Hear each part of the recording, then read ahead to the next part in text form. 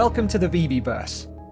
When you first arrive, you'll be taken to the lobby, where you'll find all the showrooms you've created or have been shared with you. And don't worry, showrooms aren't deleted, they're just archived, so all your hard work isn't lost. You can create a new showroom by giving it a name and selecting the template you want to use. As the space loads, you'll see this navigation tips panel, which tells you how to navigate the space with your keyboard and mouse. Let's run through the basics.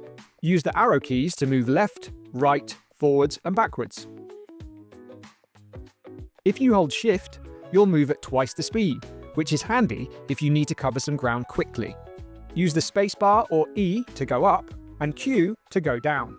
You can also rotate the camera by holding your mouse. Now we're moving, let's have a look at these toolbars. In the main menu, we alter our audio and video settings, and we can change our graphics performance.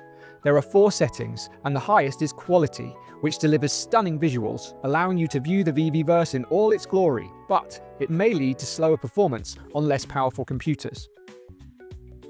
Performance mode prioritizes speed, which is really helpful if you're constructing a large space, but the visuals aren't quite as precise. Tapping the space icon allows us to change the properties of our environment. For example, you can change the color and density of the fog in the space, or you can change the contrast of the colors. And don't worry, if you get a bit carried away with the settings, you can easily restore them to their default values. Now for the moment everyone's been waiting for, adding collectibles. Tap the content icon to access your library of assets. This includes your collectibles and comics, along with simple shapes, lights, and even vegetation. Just click on the asset or assets you want to add, insert, and find a nice spot for them in your space. There are lots of different ways to navigate the VeVeVerse, which can be found by tapping the controls icon. You can walk or fly in the first person, or you can use flat movement, which means you won't leave the ground if you look up and move forward. You can also use a third-person view of your avatar, which can be made closer or further away by scrolling on your mouse. And you can view your spaces from the top, front, or side. Thankfully, you can reset your position if you get lost or stuck. By pressing the Tools icon, you'll reveal this toolbar to the left, which gives us lots of options for editing and interacting with our assets.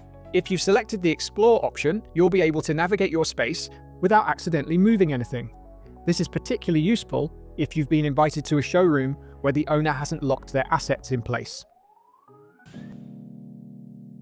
Interact allows you to select an object or part of an object, which is handy if you're editing a VeVeVerse showroom, for example.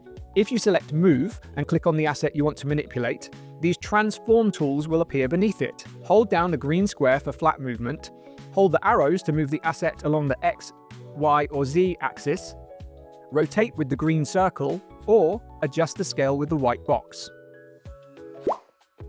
You can also draw onto simple shapes if you want to personalize them, or annotate them by adding text, in case you want to leave a note for your visitors. We can also change the texture of a shape using the Material Fill tool, which gives us a whole lot of options when we're personalizing our spaces. Finally, we can measure between 2 points in the space, or we can use a pointer for when we hold lectures in the VeVeVerse. If you're not sure where you've placed a collectible or shape, you can highlight them from the Object List view, and we can make further alterations to the properties of our assets by selecting their Properties menu, which can also be found by right-clicking an object. And if you get a bit carried away with your transformations, don't panic. Just tap the Undo or Redo buttons. To the right of the toolbar, we can adjust the social tools for our space, such as our microphone, camera, and screens we'd like to share. We can also invite people to our spaces so they can appreciate our work. Or, if we assign them a master creator role, they can do the work for us.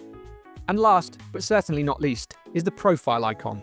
Here you can find your avatar setting, which can either be a VeVeVerse system avatar or your Ready Player Me avatar, which you can create by heading to the Ready Player Me website. So what are you waiting for? It's time to start creating the space your glorious collectibles deserve. Stay tuned for more VeVeVerse tutorials, where we'll explore all these features and more in greater depth.